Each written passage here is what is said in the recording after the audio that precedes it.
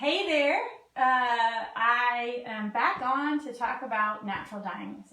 So hi, for those of you who are new, I'm Carrie Raslin, I'm a fiber artist, and taking this week to talk about the grant project that I've been working on this year called Community Garden, Discovering the Resources of Cattaraugus County, which is Cattaraugus County, New York. And yesterday I talked about the fibers that I used in this project. Today I'm talking about the natural dyeing that I did. And the next few days I'll be spending on each piece and how I incorporated the natural dyes into them. But today I wanted to go over the natural dyes. So the reason I'm doing these videos is because I have a show coming up on the 14th at the Springville Center for the Arts in Springville, New York. And we won't be able to have a traditional opening. And so a lot of this that I'm covering would have been in an opening specific to this grant project. However, the shows I had designed for and had set up for this were canceled. So the Springville Art Show I had set up ahead of time, and they agreed to allow me to incorporate this into that. So because there's so much to cover, I just thought I would do these videos. Okay, so let's talk about dyeing. I'm not going to go over the fibers I use. I'm just going to talk about the materials, and I'm going to talk about natural dyeing in general. And then I'll talk about some of the dyes I had to use to kind of fill out the colors that I didn't get. So the grant that I got was the Individual Artists Decentralization Grant. And it's a grant for artists who want to kind of explore and discover a new skill. And the new skill that I wanted to work on was natural dyeing and I wanted to explore that, but also explore a very specific way of natural dyeing, which is solar dyeing, which I'll talk about here in a minute. And so that was the focus of my skill that I wanted to develop during the grant. Yeah, and so starting in the winter, which is when I could start, I started gathering different materials. You can gather all year round. It just depends what is available.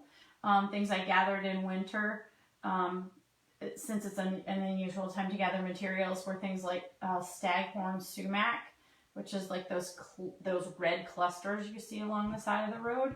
I gathered those in the dead of winter because the color you get from them is very different in winter than the color you would get from them in summer or spring or fall. So, and then also bark, and there was a few other things that I had. You can gather in the summer and spring, dry them and use them for dyeing too, but I did not have any gathered. I just kind of went with what came into season as I went throughout the year. Most of the dyeing that I did turned out to be stovetop dyeing. I did do some solar dyeing, but if I did a lot of solar dyeing, it looked more like extracting the dye rather than dyeing the wool. And most of my process you can see on Facebook. If you scroll down through, you can see me going through all those different processes, and you can kind of see the comparison and proportions and mordants and modifiers, all that. We will not have time to go over that today in this Facebook Live. I could literally do a month's worth of videos on just that process. But today I just wanted to share the results and talk to you about what each color was that I got. I can't tell you when I got it because that's a lot of more information than I have time to share. But as you're watching, these are my 60 main colors that I got. I got a few more than this, but these were kind of the distinct colors that I got. And I also did some natural dyeing with things I didn't collect in county. I did some indigo dyeing with an amazing artist over towards Cleveland. She invited me over to do some indigo dyeing in her indigo vats. I was super thankful because I couldn't find any woad or indigo that was here growing in county. And then I also ended up getting some cochineal, which is like bugs that are not not here. And they've been known to dye, and they give you a pink. I did incorporate those too as well in my natural dyeing discoveries. But yeah, so let's talk about colors. Let me see if I can get this situated so it's a little more straight. I have a little piece of black here because I have my black shirt on too, but this is what I'll hold up to kind of hold the colors up so you can see them. And I'm just going to run through all 60 so you can see, and if you have any questions, you can post them. I'll look at your comments later and I'll try and answer as best I can. Okay, so our first one that I have is this right here. It's a kind of a yellow, and it's done with sumac leaves. So you can use the sumac leaves, the sumac bark, the clusters. That's staghorn sumac. Honey locust and dogwood leaves. Buttercup, very light pale yellow. And then this one is yellow onion skins. Now, yellow onion skins does a lot more. You'll see it again, but this was kind of, I think, my first attempt with yellow onion skins. Queen Anne's lace, and cigar leaves, which this cigar tree actually was more promising than I would have thought. I really got a lot of good color out of that one. Red onion skins, so you can see, I'm not holding it very well. You can see the red onion skins gives a little bit more of a darker yellow. And yellow onion skins second. So this one was a little bit later with yellow onion skins. I think I dyed it a little bit longer. And a second just means that the dye bath, I put it in one dye bath, and then I took that wool out and put a whole nother section of wool in, and that was the second time that dye bath was used. So a second, that's what that means. Birch inner bark, here's birch bark. Here's rose petals. Rose petals didn't give me what I thought. These were pink and red rose petals. Inner birch bark again, but this probably has a different mordant and modifier. And rhubarb root. Some of you saw that I used, and this is roving. Some of you saw that I used rhubarb as a mordant as well, which just means that it helps to get it, helps the dye adhere to the wool. But rhubarb root does a dye. This isn't as dark as some say they could have had it, but I had some trouble with my water. Here's rhubarb and buttercup. Here's yellow onion skins second. Again, I got some great yellow. And this is a different wool than the other, so that makes a difference. And then this one's done with rose petals. And it was in a different bath, and this is a different type of wool.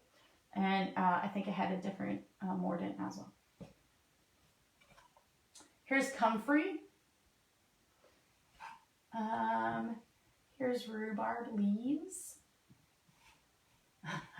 That's a reach. Here's bee balm.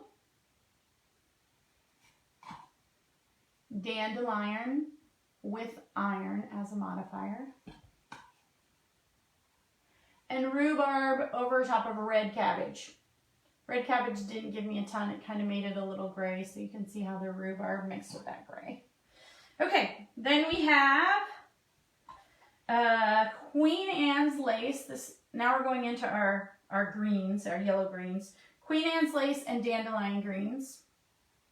Oh, I forgot the first one. Red onion and yellow onion with a copper modifier.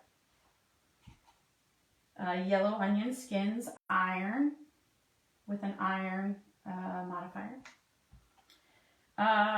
Spirea and rose greens. This one's Queen Anne's lace and an iron modifier. This one's rhubarb, a second for rhubarb, which means that second vat of dyeing. And then the cigar tree leaves again. So like I said, the cigar tree actually turned out pretty good. And then Queen Anne's lace and iron. So you have heard me say a few of these a couple times. That just means you can alter the formula and get just a very different result, or a slightly different result. Here's apple leaves and cherry leaves with an iron mortifier. And that one probably gave me my nice dark green. Of course, I could have made it darker if I had put it in the dye bath and then let it dry and then put it in the dye bath again and let it dry and put it in the dye bath again. Most of these are dyed once. A few of them are over dyed, which, as I described yesterday, is when you dye over what's there. This was the Amish wool that I got. It's very sticky and coarse, but it worked well. This is apple and cherry leaves with, that was the second for those. And then a Queen Anne's lace second dye bath with an iron modifier. Some of these might be too much for you, but just in case you're curious. Here's just copper and iron. And this one I actually used quite a bit, especially on the winter pieces. It turned out to be a nice gray green that I liked a lot. Here are rose petals and greens. It turned into a kind of a light tan. Red onion skins as a second, and iron modifier. So you can see the red onion skins before were very yellow. The iron kind of saddens it. Cherry leaves and apple leaves with purple dragon, like a ground cover purple flower, and then iron as a modifier. So that's a mixture. Dyer's Polypore. I had one woman contact me. I just put it out there online through our county Facebook site, and she was a mushroom collector, and she gave me mushrooms that I could dye with. It was super exciting. It wasn't something I had thought of, and I was so excited to have her involved. So that one's one of our mushrooms. Rhubarb root again, but on a different lock structure. Walnut leaves. Here's the walnut. What's this one? Ink cap. This is the other mushroom. So there's that result. What's this one? Poppies. Had a few poppies. Yellow onion skins 39. What's that say?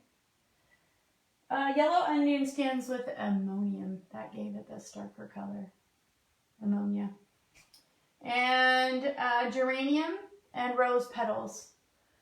Geranium and rose petals.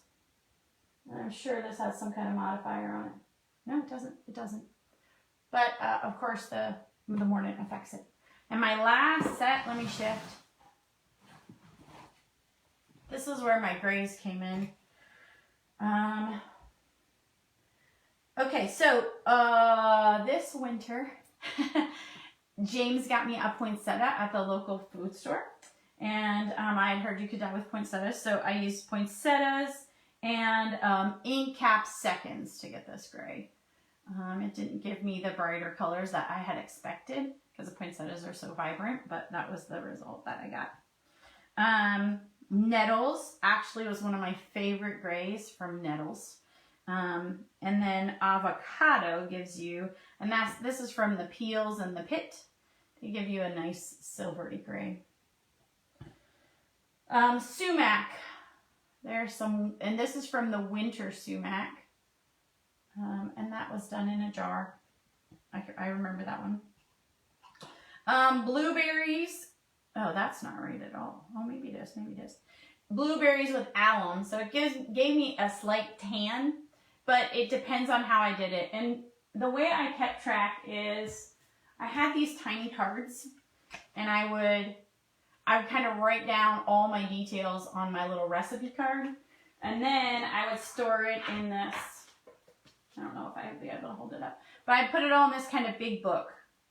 And in the back, I put a piece of the fiber that the results I got, and that's kind of how I kept track of that. The beginning part is synthetic dyes, but later on I do my natural dyes. So, this one's rhubarb and sumac put together on a fairly coarse wool. That's why it seems so fluffy. This one's yellow onion skins. I know, they look exactly the same. I know, same results. But that is just how it came out. Okay, this was the most surprising to me. Yellow onion skins, first time. Just depends on your portions, as you may remember. But look at what yellow onion skins give you. Like one of the brightest colors. Cigar tree leaves with rhubarb mordant. So it gave me that one. Rhubarb and rose petals. Kind of a tan. Avocado with vinegar as a mordant. I think this one was in a jar. So you can see just by your processes, this is avocado as well, but a different mordant. They do very different things and very different things on what type of wool you have. Phlox, this is phlox that I collected, purple and white phlox along the side of the road. It actually turned out to be kind of like a peachy color. Here's blueberries and raspberries. This is the cochineal I was talking about. It kind of gave me a rosy pink color with purple undertones. Staghorn sumac, winter flower. And as you can see, I think I held up another staghorn sumac over here. This one's a little darker. Nettles with iron over Shetland. So this has a gray tone to it. And then here's staghorn sumac over Shetland, which also has a gray tone to it. Rose petals by themselves. Lupin by itself. And clover. So there are my results. And as you can see, when you hold them up, you kind of think like, that looks like the last one. So when I laid out all my colors, I thought I'm getting the same color over and over. But when I laid them out, I actually was getting slight variations.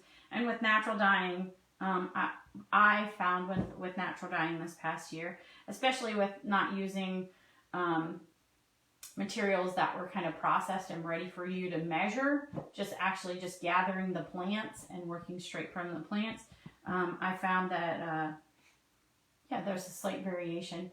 And your water, your mordants, your modifiers, how long you put it in the dye bath, and the fibers that you're using can all affect that color and how it tastes. So, last thing.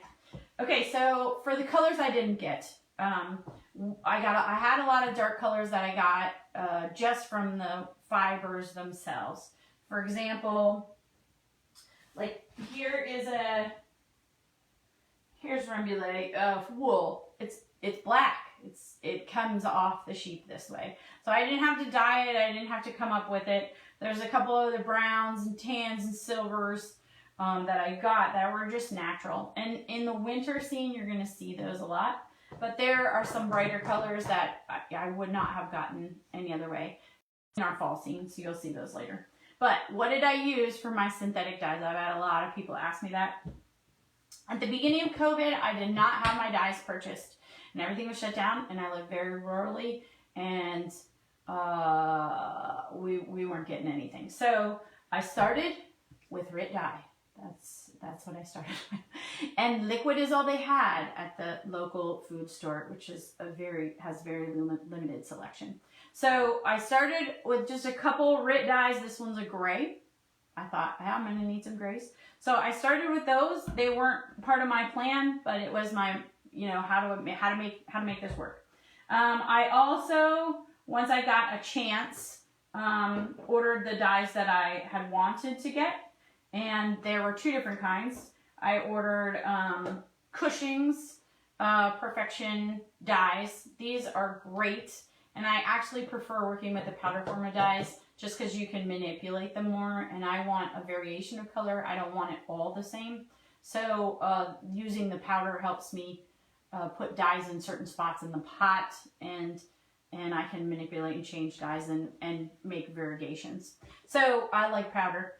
Cushing's works great, and so does Jacquard, which is the other one I've used. This one's kind of a standard general one that you can get. I bought a whole bunch of these, and I bought this. Some people I know also use Dharma dyes. I just didn't need that amount this time because I was focusing more on this. Here's the cochineal. Comes like I'm not going to open it up, but it comes also put out by Jacquard, and it comes as little bugs. You have to crunch them up. But that was part of my thing. The last thing I wanted to show, and I do have a video on it, is that, so in all of this, in looking for alternatives for dyes and trying to figure out how to make things work, I remembered way back in 4-H when I had nothing to do with wool but was learning about it. And one of the women who was part of our club, she showed us how to dye using Easter egg dye tablets. So this year I went out and grabbed a bunch of Easter egg dye tablets, and actually I got some amazing results from the Easter egg dye tablets. And if you scroll down through my feed and Facebook, you can look and find all the rest of those, but very vibrant colors can come just from those Easter egg dye tablets. So that's another one. It's just playing around with things. So yeah, that's my overview on my dyes. If you have any questions, I'm sure I didn't cover everything, but I wanted to keep it a little bit shorter today. So, okay, tomorrow I'll be talking about the winter scene and talking about all the natural dyes I used in it, where that winter scene is,